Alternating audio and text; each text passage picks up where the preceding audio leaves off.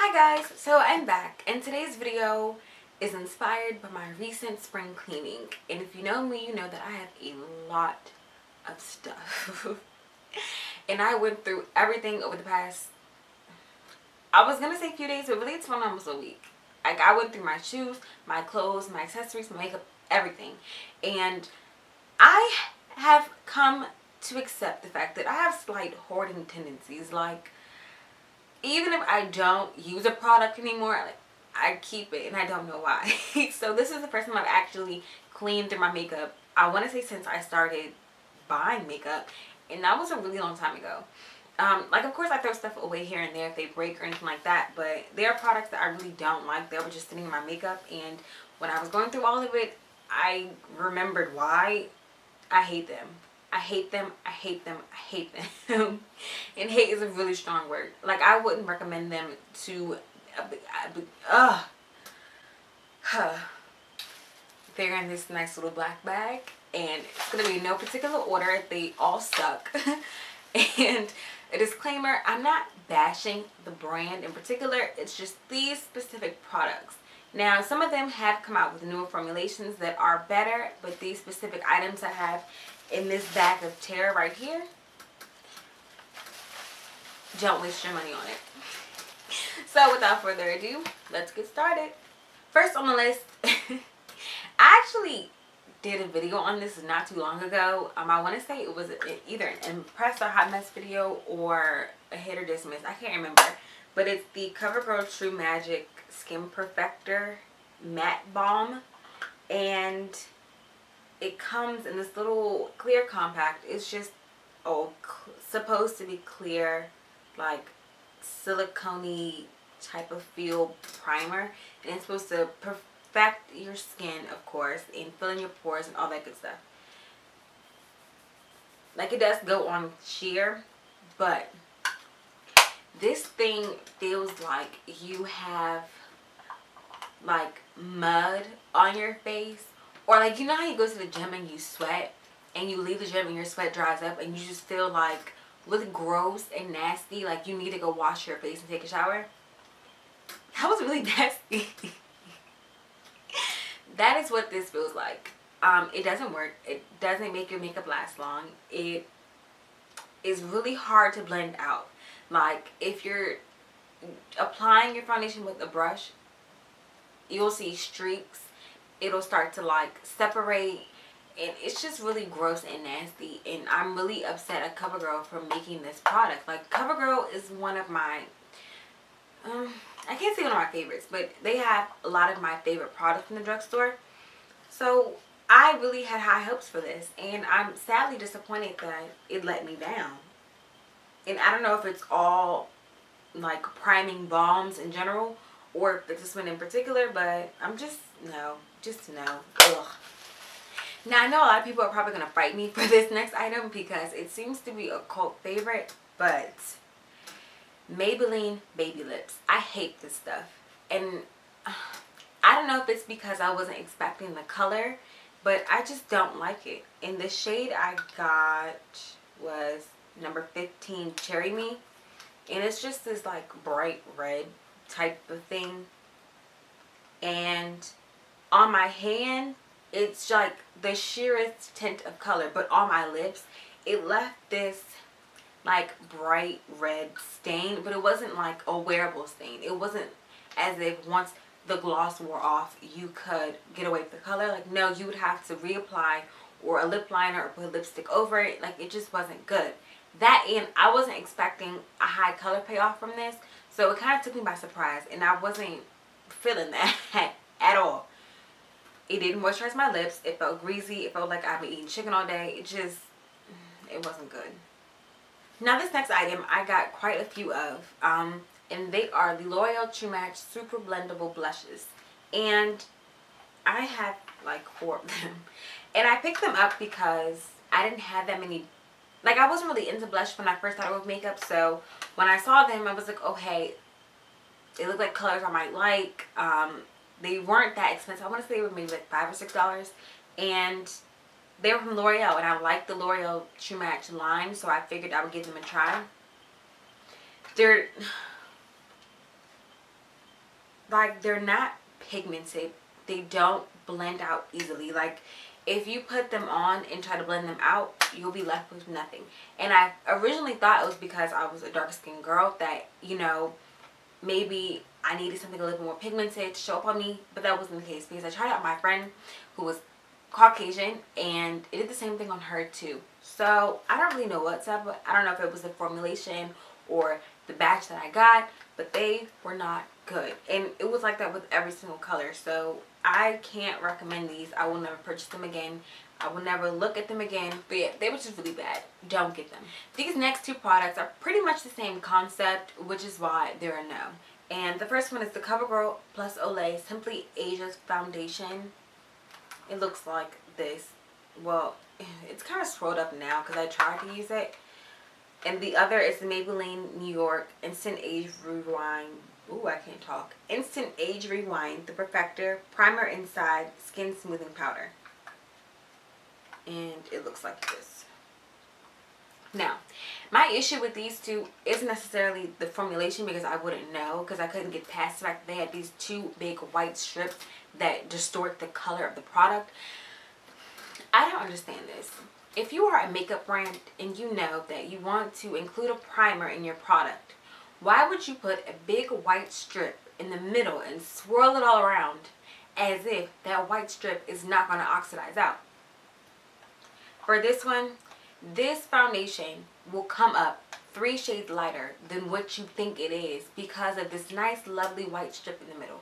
And it wasn't even like it did anything. I ended up having to use this to blend my closures, and even then, like, it just wasn't good. It was really greasy and oily. And with this one, it's a smooth powder. Like, it's really finely milled. But again, the white strip swirl thingy in the middle makes it the wrong color for my complexion. Now, okay, if you're using this and you're my complexion or darker, throw it away. But if you're lighter than me, you can get away with this powder.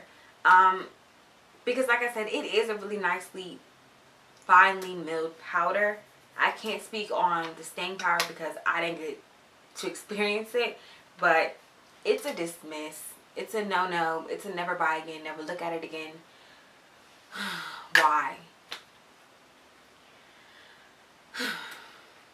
These two products really disappointed me because I thought they were dupes for a MAC product, but I was sadly mistaken.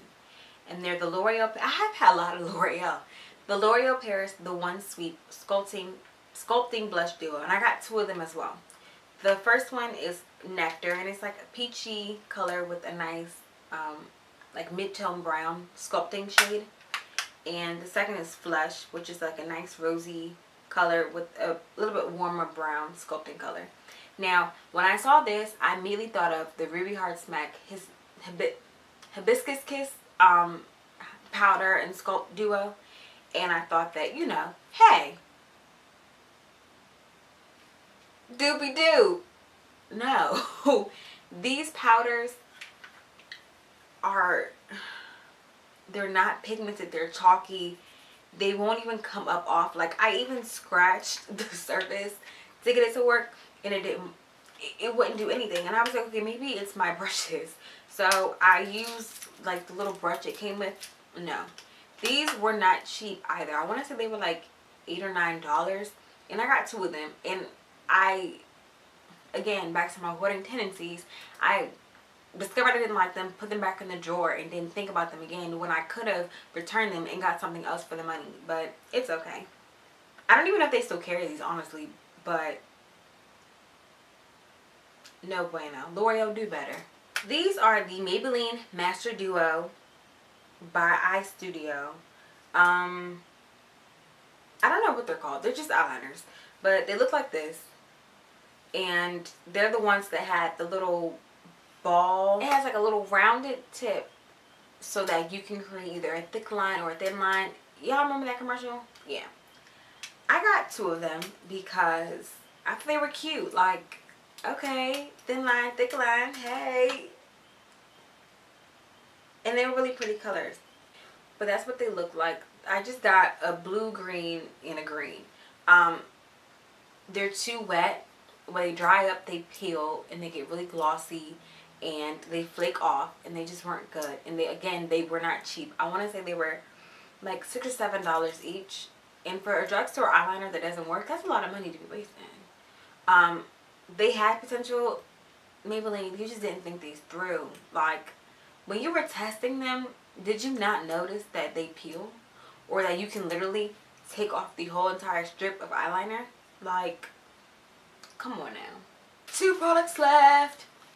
This is the NYX Cosmetics Auto Eyebrow Pencil. And it has like a really cute brush at the end and the little pencil.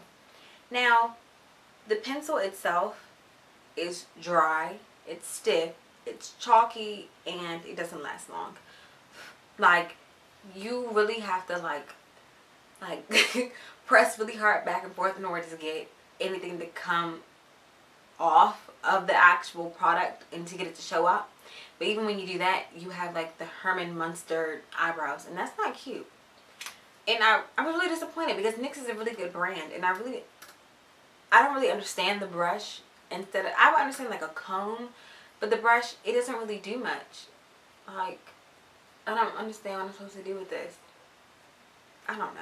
And last but not least, actually this is the worst. This is the Aquafina Lip Balm with jojoba oil, almond oil, and vitamin E. It looks like this is coming in a little white packaging. If you're ever standing in line at the grocery store or at CVS and you know, you see little lip balms and like, oh, I need a new one, let me pick something up, do not ever reach for this.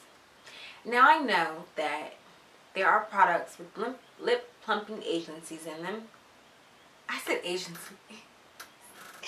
Products with lip plumping properties. As you can see, I don't really need any plumping of my lips, but I'm not against them if I like the color. You know, a nice little tingle here and there. It's all good. We're gravy. This product, however, my lips felt like they were on fire. Like, literally on fire. And it didn't say anything about it being mentholated on the packaging, so I wasn't expecting it. The lip balm itself is really greasy. It's not very moisturizing, even though it has all those nice, pretty oils in them.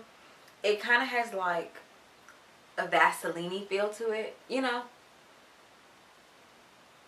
Yeah, it even burns my hand. Like, the peppermint is so strong that my skin is already, you know, like my pores are opening. That's really weird. Aquafina, stick to water, because you don't know what you're doing with the lip balms.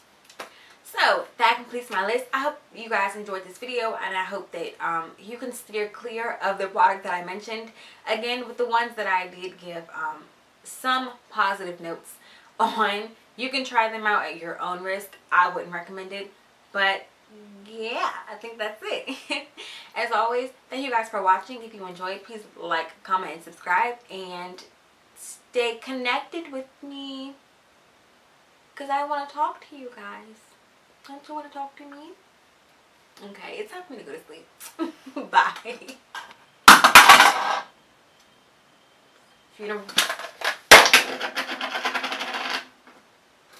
I should really stop dropping stuff.